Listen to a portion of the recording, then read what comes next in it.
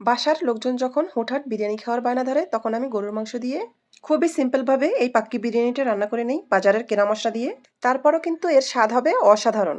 পাক্কি বিরিয়ানির জন্য সবসময় আমি প্রথমে বিফের কোরমাটা বানিয়ে নিই। সময় স্বল্পতা দেখলে আমি পাশের চুলায় চাল ভাজার কাজটা সেরে নেই। তেল আর পেঁয়াজ দিয়ে তার ভিতরে পোলাওয়ের চালটা দিয়ে ভেজে নেই। বিরিয়ানির জন্য রান্না করা বিফ কোরমার ভিতরে সরাসরি আমি ভাজা চালটা দিয়ে দেই।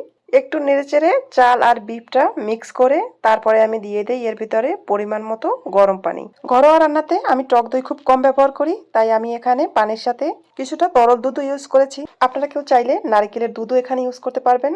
সেটার ফ্লেভারটা আর আপনাকে একটা অন্যরকম এক্সপিরিয়েন্স দেবে। এক প্যাকেট বিরিয়ানির মশলার অর্ধেকটা আমি যখন প্রথমে মাংস ভুনা করেছি তার ভিতরে দিয়েছি, আর বাকি অর্ধেকটা আমি এখন চাল দেওয়ার পরে দিয়ে দিলাম। এই তো বাস নেড়েচেড়ে ঢাকা দিয়ে রেখে দিলাম চালটা সেদ্ধ হওয়া পর্যন্ত। লো টু মিডিয়াম আছে ঢাকা দিয়ে রান্না করার পরে আমি এরকম একটা পারফেক্ট বিরিয়ানি পেয়েছি। মাঝখানে শুধু একবার আমি ঢাকনা খুলে উল্টে দিয়েছিলাম। সবশেষে আমি কিছুটা পেঁয়াজ বেরেস্তা আর কয়েকটা কাঁচামরিচ দিয়ে দিলাম ফ্লেভারের জন্য। আর দেখতেই তো পাচ্ছেন চালটা কতটা পারফেক্ট ভাবে সিদ্ধ হয়েছে। দেখতে যতটা সুন্দর ছিল মাশাআল্লাহ, খেতেও হয়েছিল একদম লোভনীয়, এক কথায় অসাধারণ। আলহামদুলিল্লাহ। যে কৌশলে আমি আজকে বিরিয়ানি রান্না করেছি এই কৌশলে বিরিয়ানি রান্না করলে সবারই কমপক্ষে 30 মিনিট বেঁচে যাবে। বাঁচানো এই 30 মিনিটকে আপনি নিজের যত্নে ব্যয় করুন।